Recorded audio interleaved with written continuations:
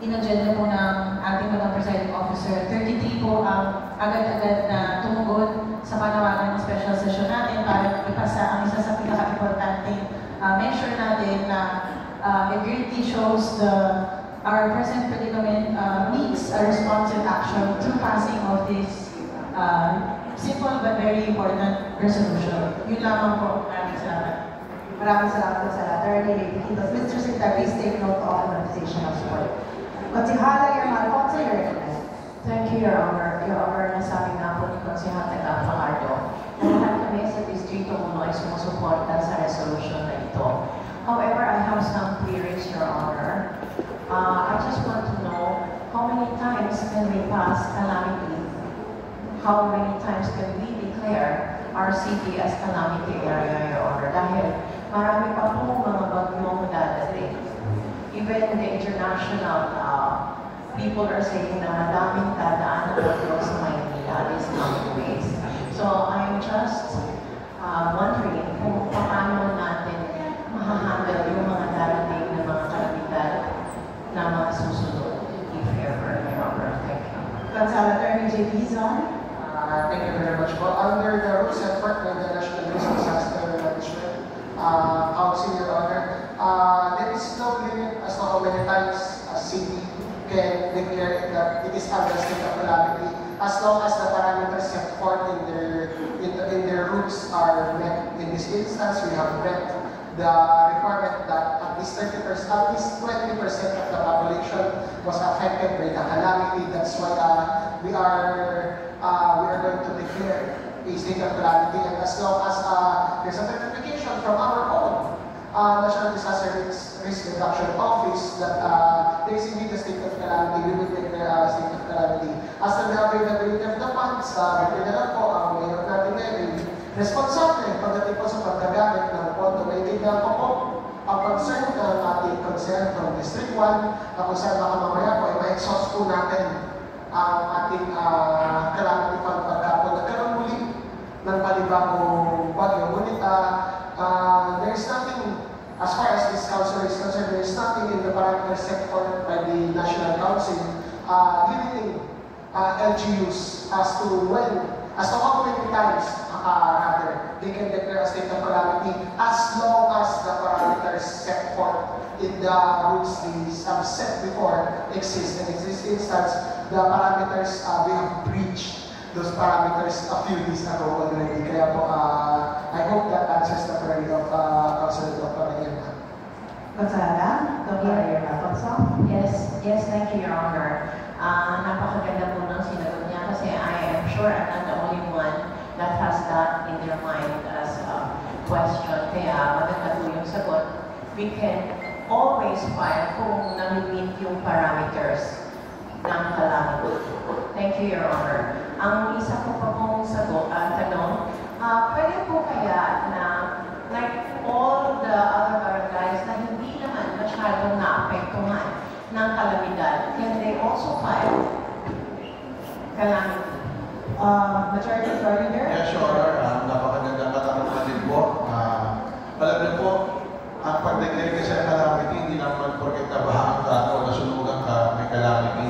Actually, pag-declare na nang walang pasok ng ilang araw, ay kabawasan na sa mga constituents natin yung kinita nila sa isang araw. Kaya ang pag-declare natin ng calamity, ilang bahain daw. Importante, matulungan natin sila, bigyan natin silang pagkain nila sa dalawang araw. Yun lang po. Dr. Alfonso. Yes, thank you. Kasi mas mabuti po yung maliwanag para lahat ng nakikinig sa atin ngayon ay naliliwanagan rin, Your Honor. Thank you. Thank you so much. Maraming salamat. Gonzalo Luis Castro, your request. Thank you po, Madam Presiding Officer. Magandang hapon po sa inyo at sa ating lahat po dito sa loob ng sesyon ngayon. Ako po ay gusto lang sumuporta dito sa pag-declare natin ng state of calamity dito sa ating lungsod at nagpapasalamat sa ating alkalde sa kilos niya lagi. Kagapay po kayo na ating busy alkalde. Ito po ay sa iba, maliit na bagay, pero sa lahat po ng mga constituents at karamihan ng constituents natin dito, malaking tulong po ito.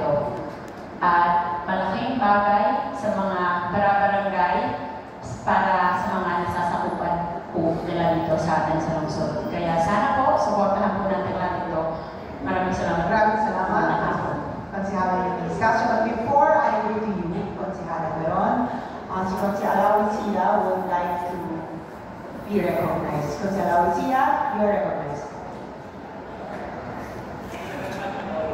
Ang ilang araw na pag-iikot sa aming distrito ay kita-kita po namin ang hirap ng ating mga kababayan, lalo-lalo na po sa mga lugar na may mga baha at hirap na hirap po sila sa pagkain at hindi lang po doon pati mga gamot na ito po ay napakalaking tulong po kung sakaling papasok po natin. Maraming salamat. Maraming salamat, Konsehala Calmeron.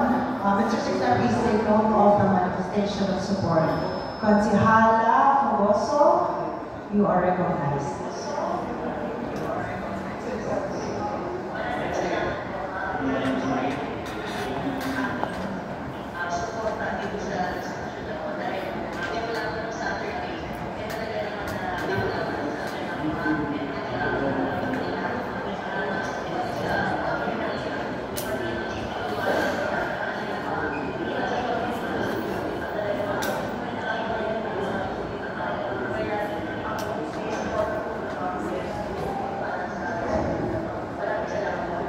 Maraming salamat, Konsehala Fogoso. Mr. Secretary, please take note of the manifestation of support. Konsehal Tolma Ignacio, you are recognized. Madam Chair, nais ko lang ipahatid yung aking suporta dito dahil alam kong kailangan ng ating mga kababayan ilang araw na ang suporta galing sa local government. Bibilisan ko lang yun at tayo ay alam ko naman lahat tayo dito ay tutulong din magsasama-sama sa ating kaunting paraan para maibsan natin yung pangangailangan ng ating mga kababayan. Maraming salamat. Maraming salamat, Konsehal Tolma Ignacio. Before I proceed in calling you, I'd like to call on Konsehala Ibarbar. You are recognized.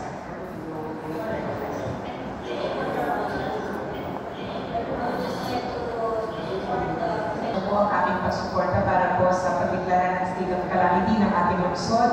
Dahil alam ko po ang partnership ng ating mayor, kasama po ang inyo po pinangunahan ninyo pong lingkod, kayo po, Vice Chief, ay napakalaki po ng gampanin dahil ang mga ordinance at resolution sa atin po dadaan sa pagpapatupad naman po yung ating pong mayor.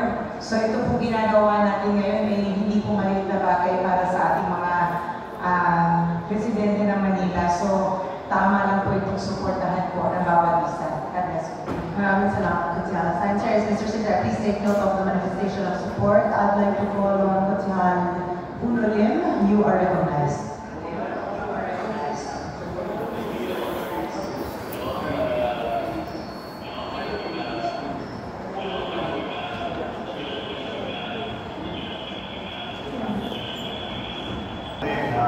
Pagsuporta sa napakahalagang resolusyon ito. Nakikita natin ang pagpupursige ng ating minamahal na mayor. Kita natin kung paano siya magtrabaho. Kaya naman, alam ko na tayo lahat, hindi na para mag-isip ng iba pa. Kundi tayo magsama-sama, tulungan natin si Mayor dahil para ito sa ating minamahal na Maynila. Nakita natin din ang pagiging smart talaga niya dahil doon po sa kanyang mandato, sa kautusan, sa buong kabarangay na maglinis ng kanal. Ito si Manny po, kung hindi po na nagawa ng paraan yan, hindi lang siguro ba ito ang ating mararamdaman at magiging problema. Kaya muli po ako po'y napapahayag ng suporta sa ating napakadali at napakasipag na ating minamahal na ngayon. Maraming salamat po. Maraming salamat, Konsehal Fernando. Mr. Secretary, please take note of the manifestation of support. Konsehal Castaneda, you are recognized. Maraming salamat po, Ms. Presiding Officer. Magandang hapon po sa buong 13 City Council. Ako po ay nagpapahayag na aking suporta rin po sa nasabing solusyon. At sapagkat, alam mo po sa aking pag-iikot sa aming district, dito, talagang napapanahon po na i-declare na state of calamity ang ating syudad. At nakita ko po na marami talagang nangangailangan, and in our own little ways, sa pagsuporta ko po kay Lord Isko Moreno, ay ako'y naniniwala na nakakatulong na rin po ako sa ating mga kababayan sa lungsod ng Manila. At gusto ko rin po magpasalamat kay Lord Isko Moreno at ako po ay umahanga sa kanya sapagkat kung pinatupad niya na weekly na clean-up drive, talagang napakalaking tulong po. At yung kanyang paglilinis po sa ating syudad, dati po ako kasi ang bahay po namin ay nasa tabi po ng Pasig River. Last year po, nung kami ay namimigay ng Laguna, nasa tiyan ng tubig baha. And the year before that, hanggang leeg po. Pero ngayon, wala po baha nangyari sa barangay namin. Kaya maraming salamat po. Maraming salamat po, Konsehal.